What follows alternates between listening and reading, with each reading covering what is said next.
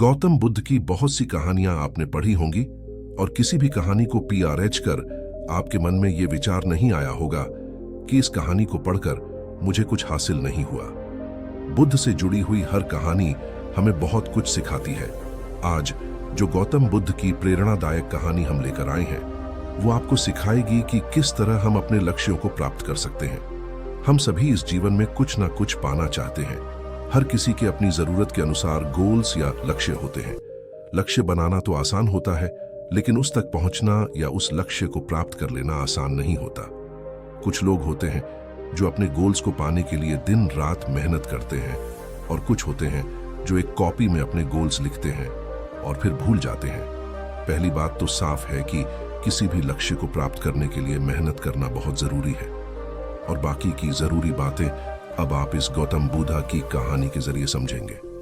ये बात उस समय की है जब भगवान बुद्ध ज्ञान की प्राप्ति कर लेने के बाद जगह जगह जाकर प्रवचन दिया करते थे।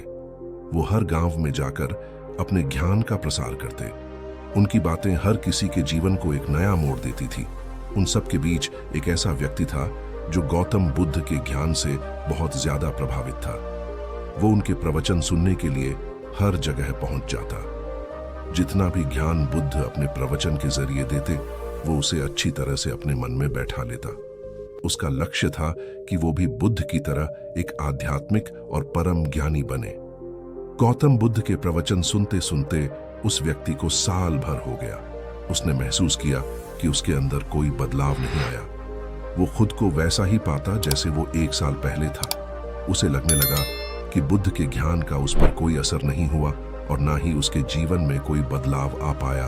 ना वो एक ज्ञानी बन पाया और ना ही उसका लक्ष्य पूरा हो पाया।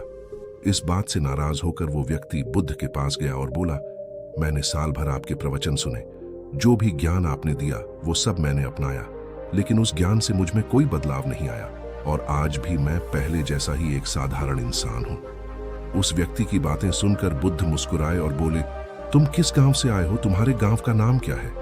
वहां तक की दूरी कितनी है? क्या तुम यहां बैठे बैठे पल भर में अपने गांव पहुंच सकते हो? बुद्ध के सवाल सुनकर उस व्यक्ति को गुस्सा आ गया। वो बोला, मेरा गांव बहुत दूर है, सही रास्ते पर और पैदल चले बिना मैं वहां नहीं पहुंच सकता।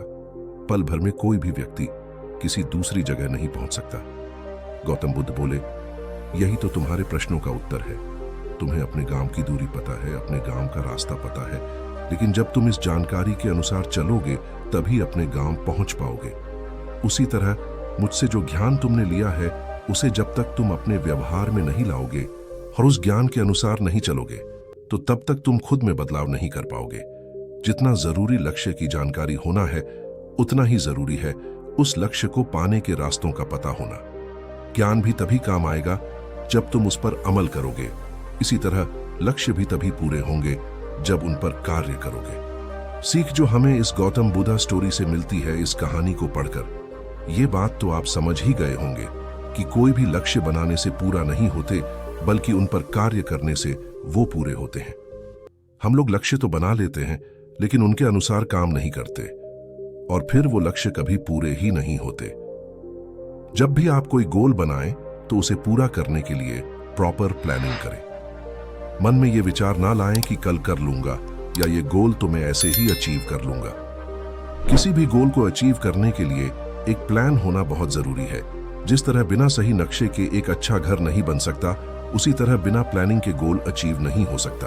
अपने लक्ष्य की जानकारी हर किसी को होती है, लेकिन उस जानकारी पर हर कोई काम नहीं कर पाता।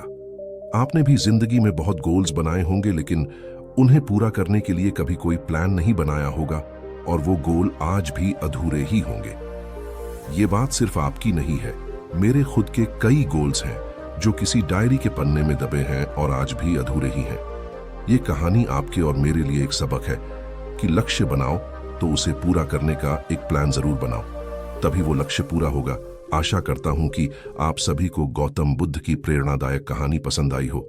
ऐसी ही और भी शिक्षाप्रद कहानियां सुनने के लिए स्पिरिचुअल बुद्धा यूट्यूब चैनल से जुड़े रहें।